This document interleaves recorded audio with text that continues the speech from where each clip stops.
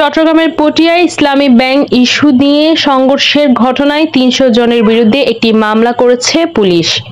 রবিবার দিবাগত রাত পটিয়া থানার উপপরিদর্শক কামাল উদ্দিন বাদী এই মামলাটি করেন। জানা গেছে, ব্যাংকের বিশেষ পুনর্নিরীক্ষণ পরীক্ষায় অংশগ্রহণ না করা সহ নানা ইস্যুতে রবিবার সকালে ব্যাংকের কর্মকর্তাদের কাজে যোগ দিতে বাধা দেন পটিয়া শাখার ম্যানেজার। এই ঘটনাকে কেন্দ্র করে স্থানীয় লোকজন ইসলামী ব্যাংকের গেইটে তালা লাগিয়ে লেনদেন বন্ধ করে দেন। এক পর্যায়ে পুলিশের সঙ্গে স্থানীয়দের ধাওয়া পাল্টা ধাওয়ার ঘটনা ঘটে। এ সময় উপজেলা স্বেচ্ছাসেবক নেতা ওয়াহিদুল হক রিকু, সুমন রিপন, মামুন শিকদার, মোহাম্মদ সোহেল, মোহাম্মদ মুসা, আবুল কাশেম আহত হন। সংঘর্ষে ৩ জন পুলিশও আহত হয় বলে দাবি করেন পুলিশ। এদিকে ব্যাংক ইস্যুতে পটিয়ায় বড় ধরনের সংঘর্ষের আশঙ্কায় থানায় অতিরিক্ত ফোর্সসহ একটি জল কামান আনা হয়েছে।